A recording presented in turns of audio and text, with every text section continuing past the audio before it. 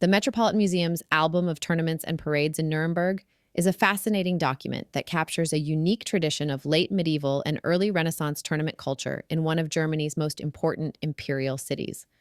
Although often referred to as a tournament book, the museum's manuscript's actually a compilation of 5 individual parts, with a total of 126 full-page illustrations in watercolor recording tournaments and parades held in Nuremberg from the mid-15th to the mid-17th century, accompanied by 3 additional pages of explanatory text. The first 3 sections of the volume are copied from older sources and depict participants in tournaments held in Nuremberg between 1446 and 1561, as well as a costumed parade for a carousel that must have taken place in the late 16th century.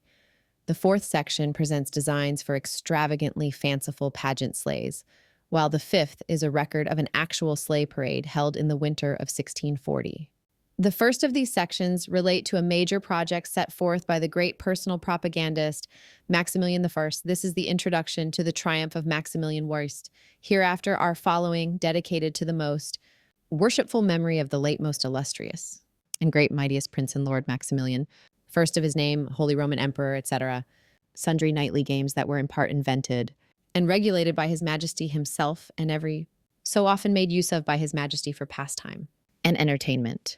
The triumph of Maximilian was a tremendous project designed to commemorate the bottomless achievements of the Knight and Holy Roman Emperor, also known as Der letzte Ritter, the last of the knights, 1493 to 1519. The triumph was supposed to comprise over 200 images created in woodcuts by some of the best artists of the time. The unfinished project was abandoned at the death of the emperor in 1519. In spite of the incomplete state of the series, these woodcuts instantly became textbook examples of how a knight should be properly attired for various types of the tournament. The first section of the Metropolitan Museum's tournament book is an adaptation of the authoritative triumph in which illustrations were made of the woodcuts. This first section of the tournament book is a piece of nostalgia. By the time it was painted, at the end of the 16th century, tournaments had not taken place in Nuremberg for nearly 3 generations, the last one having been held in 1561. The first 2 knights are dressed for the Feld Turnier. The tip of the lance is shown upper left, and they wear basic battle armor for their joust in the open field. They would do one course with lances, and then another with swords. Foot combat was especially prized as a diverting floor show at banquets. Originally, the combats were rather rough-and-tumble affairs, and thoughtful organizers had stalwart attendants with quarterstaffs standing by to pry the combatants apart before serious damage could be inflicted in the heat of the fight. By the mid-16th century, foot combats had become more formalized, with a given and agreed-upon number of blows and/or thrusts to be exchanged, often delivered across a separating barrier. The device on the caparison of the charger is an old woman with a basket. She is known, as the banner states, as a mergragen, a backpack of tales. There was a custom at the time that a strong woman would travel from town to town with merchandise to sell, but would also be the bearer of news, gossip, and tales. The careful observer can see the different armor, helmet, and lance tip configurations that explain what type of competition is going to occur between the pictured knights. The emblem of an owl perched on top of a heart tortured by flames was surely an amorous or sexual pun. Auf, an old name for the Eurasian eagle owl, bubo bubo, is a homonym of auf, up. These horses are padded up for a joust in the open field to prevent injury in case of collision, as the jousts in the field did not have lists or dividers. Tournaments were the most lavish and exciting spectator sport of the Middle Ages. Participation was reserved for knights, and in time it became a jealously guarded privilege to be considered tournier fahig, or a member of a noble family that could prove to have participated in tournaments for generations.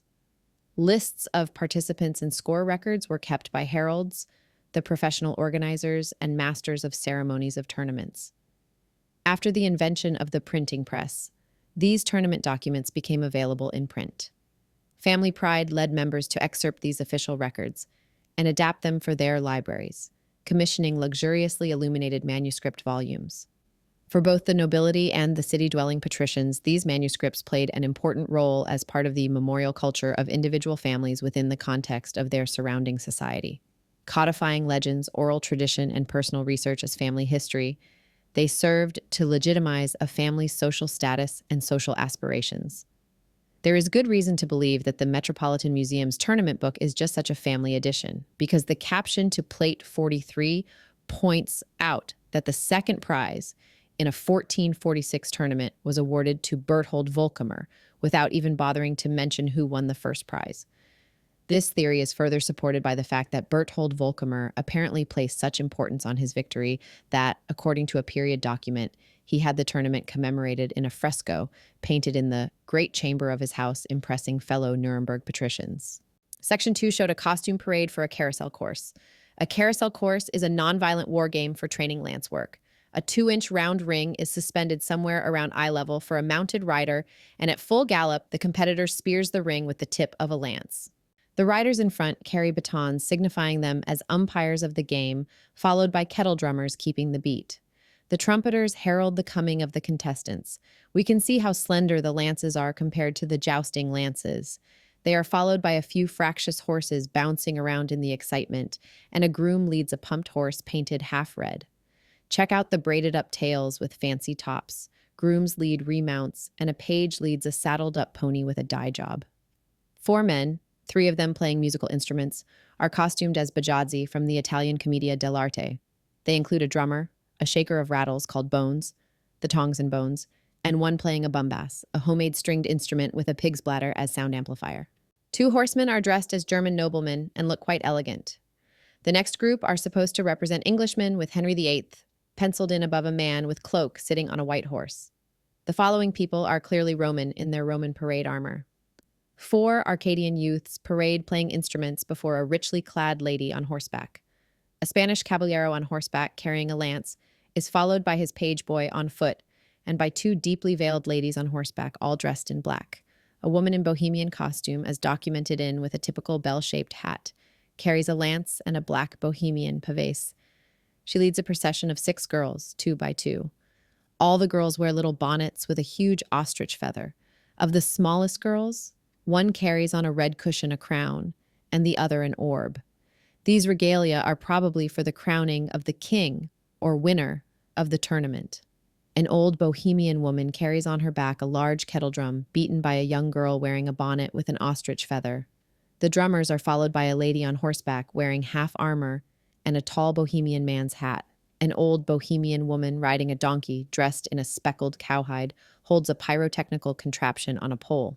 She is followed by another Amazon on horseback, in armor, with plumed helmet, shield, and lance. Her horse bounces around a bit because of the gunpowder burning in front. Each plate shows 2 saddled horses, each of which is led by a woman in bohemian dress. Section 3, Gesellenstechen, Bachelor's Jousts. Gesellenstechen offered a sporting pastime for Nuremberg's jeunesse dorée, the bachelor sons of patrician families. The proclamation shown mentioned that 1 man and 1 horse were killed during the events, and the tournament was part of a celebration of a marriage.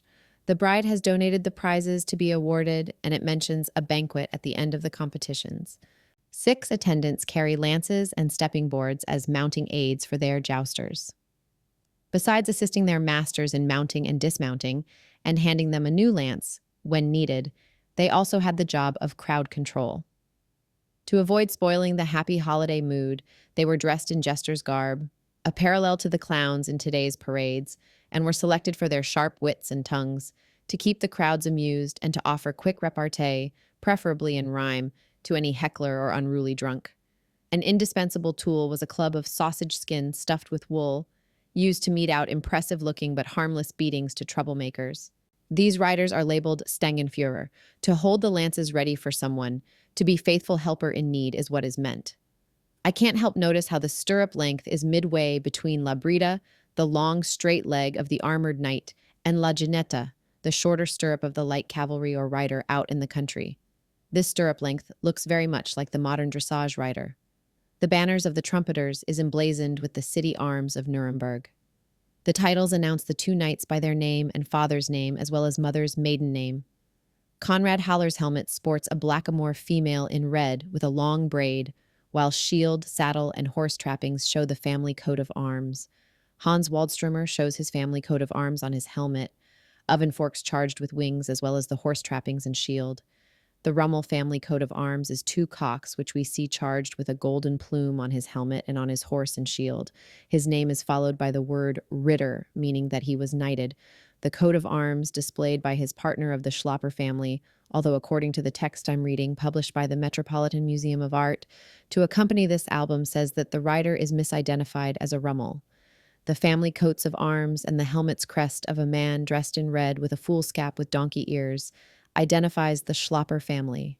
These two are quite well dressed and ornamented. Berthold Volkamer, whose horse has the yellow caparison on the right, was mentioned earlier. The fact that the caption records him as the winner of the second prize, the ring, without mentioning the first or third prize winners, might be an indication that this book was made for a member of the Volkamer family. I think the arms of Lamprecht Gross with the stylized linden tree heraldry and the linden leaves on the silver horns are quite attractive. Leopold Haller shows the family crest again with the maiden on top of the helmet. His partner on the page, Hans Schurstab, has black ragged staves on fire at their tips to stoke a fire. The family crest is a red-gowned blackamoor wearing a bishop's mitre.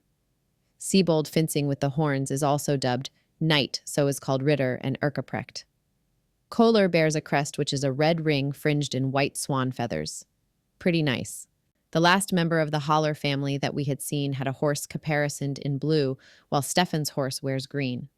Hieronymus Kress has an interesting crest of a man dressed in red and wearing a red beret with upturned white brim, clenching a sword in his teeth. Michael Grunther bears the arms of a demi-lion wearing a gold crown dot. His crest repeats the crowned demi-lion of the shield. As is typical of German crests, the lion's fur blends into the mantling. Stefan Tetzel wears a cat rampant argent, in red a silver cat rearing up. His crest is the cat issuant, emerging from the helmet. The cat is a witty hint at the family name, Tatzel in modern spelling, which means little paws. Like his kinsman, Herr Franz Rummel, in Plate 42, Lorenz Rummel bears the family arms of the fighting cocks.